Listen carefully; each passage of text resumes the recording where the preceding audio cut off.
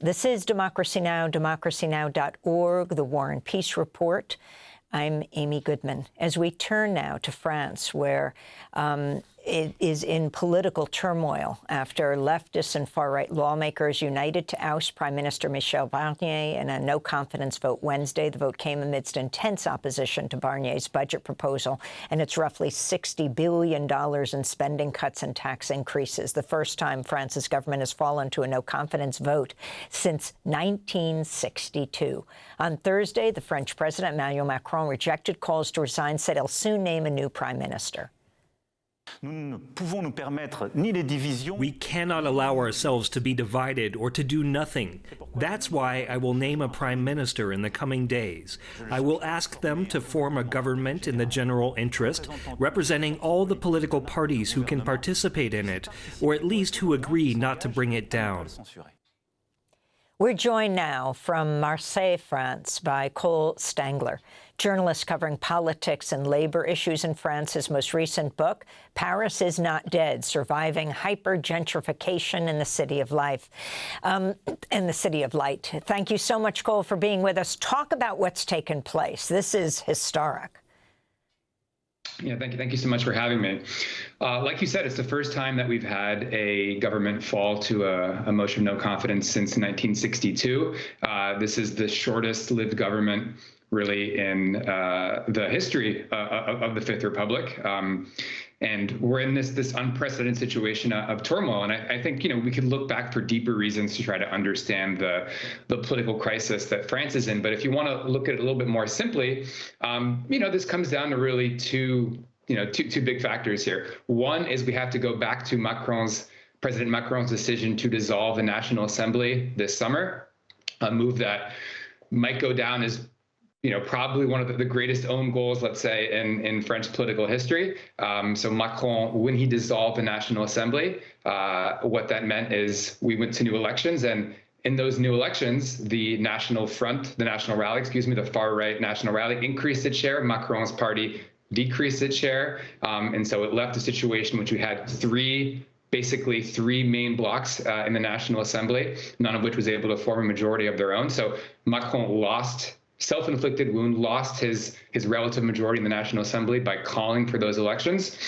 And then secondly, again, to get back to Macron's responsibility here, secondly, the crisis has its roots in the way that Macron responded to those elections. So like I said, after those elections, we had three blocs in the National Assembly, the left bloc, the New Popular Front, with a slight lead on the rest, but basically three evenly split blocs.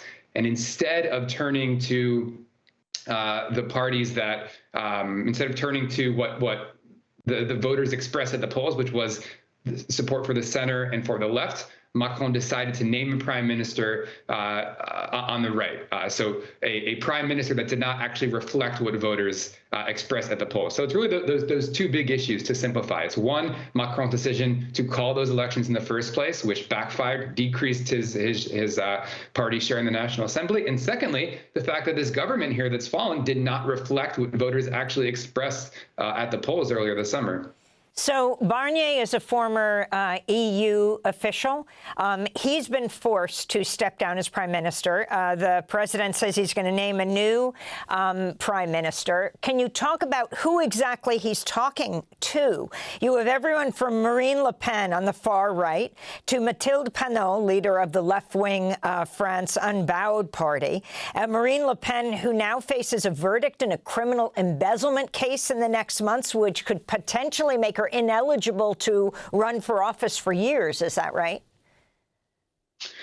Yeah, that's right. And that also might be part of the reason why there's calls to move to a presidential election in certain parts of the far right. But the key issue here is we still have the same mathematical problem that we had after the elections this summer, which is how do you find a prime minister that's able to get enough support in the National Assembly, or that's able to at least withstand a motion of no confidence. So you have to get someone who cannot have 289 members of the National Assembly vote against them. That's really the goal here. And the question is Macron going to basically try to do the same thing that he did this summer, which is to say, I'm going to turn to the right and de facto let the National Rally be the one that's going to decide whether or not to have the government stand or not? Or is he going to turn to the left? That's what the members of the New Popular Front, the left-wing coalition, have been calling for. But to be quite frank, Amy, if you look at the way that Macron spoke last night, it doesn't seem like we're going to have a change of tack. It doesn't seem like we're moving to that Macron wants to name a left-wing prime minister. But again, the main situation here is at a certain point, it's not really Macron's decision to make. We have a mathematical problem. France needs to have a government, and you have three pretty evenly split blocs. So at some point, that mathematical reality requires choices to be made. And finally, Cole Stangler, you have President-elect Trump going to France in his first international trip since he was reelected president for the reopening after the fire of Notre Dame Cathedral. Yeah, I mean, the timing there is quite remarkable because we have a president now, President Macron. I mean, like you could maybe say that both these presidents are in very different, or future president in the case of Trump, in different situations. Macron is increasingly isolated, extremely unpopular. If you look at his we have 10 popularity seconds. Yeah, extremely unpopular president, increasingly isolated. So Macron not in a very favorable position right now.